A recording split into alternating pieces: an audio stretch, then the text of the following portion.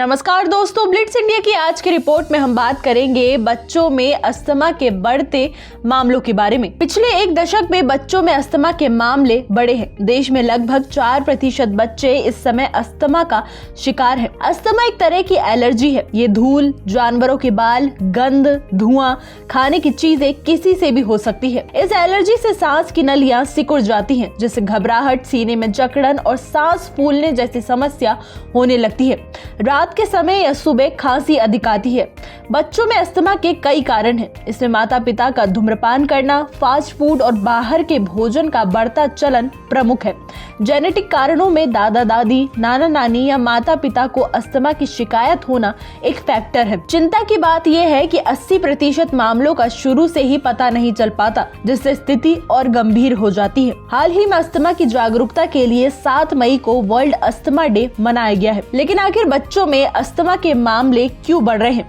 दरअसल बच्चों की आंतों में पाए जाने वाले हेल्दी बैक्टीरिया का संतुलन पिछले कुछ सालों में बिगड़ा है। इसमें खान पान बड़ा कारण है। प्लास्टिक की बोतलों और डिब्बों में बंद फूड जैसे चिप्स, कोल्ड ड्रिंक और कुकीज, फास्ट फूड से बच्चों के शरीर में माइक्रोप्लास्टिक पहुंच रहा है, जो हेल्दी बैक्टीरिया को कमजोर करता है।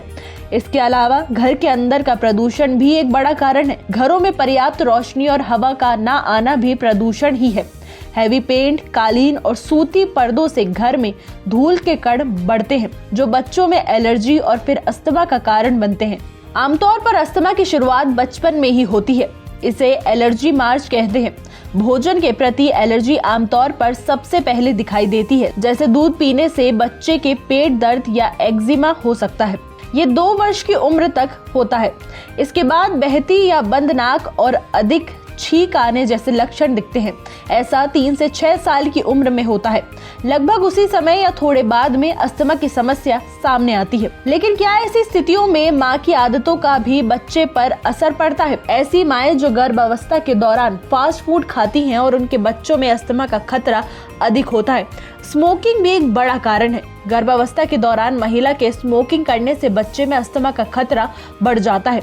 यहाँ तक कि शादी के पहले से ही यदि आप धूम्रपान कर रहे हैं तो भविष्य में होने वाली संतान में अस्थमा सहित कई बीमारियों का खतरा होने की आशंका बढ़ जाती है। शोध बताते हैं कि बच्चे को इससे नुकसान हो सकता है। लेकिन इन सब से बचने का उपाय है क्या? पहला है दवाएं। एंटीबायोटिक के उपयोग में सावधानी। सामान्य वायरल हो या पेट संबंधी समस्या, वर्तमान में एंटीबायोटिक दवाओं का उपयोग तेजी से बढ़ा है। दरअसल ये दवाएं बच्चे के शरीर के प्राकृतिक डिफेंस सिस्टम को कमजोर करती हैं। ऐसे में इनके उपयोग में हमेशा सावधानी बरतें। प्राकृतिक और घरेलू उपायों को भी आजमाएं। बहुत आवश्यक होने पर ही डॉक्टर की सलाह पर इनका उपयोग करें। दूसरा है एक्टिविटी। बच्चों का खेलना कूदना बहुत जरूरी है। बचपन में बच्चों के लिए धूप बेहद जरूरी है। विभिन्न शोध में ये स्पष्ट हो चुका है कि धूप से मिलने वाला विटामिन डी बच्चों में अस्थमा की आशंका को कम करता है। इसके अलावा प्राकृतिक वातावरण में खेल कूद करने से उनकी इम्यूनिटी मजबूत होती है, जो अस्थमा सहित विभिन्न बीमारियों से बचाती है। तीसरा है माँ का दूध, अस्थमा की सबसे सटीक दवा।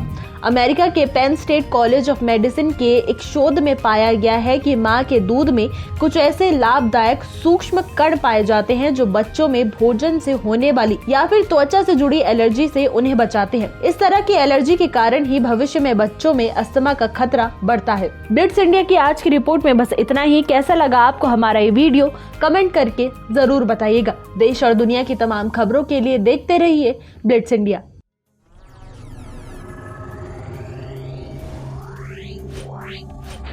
Yeah.